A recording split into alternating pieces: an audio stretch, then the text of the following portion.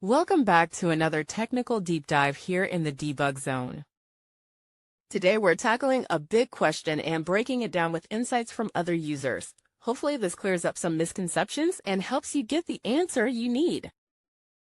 So buckle up, stay a little curious, and let's jump right in.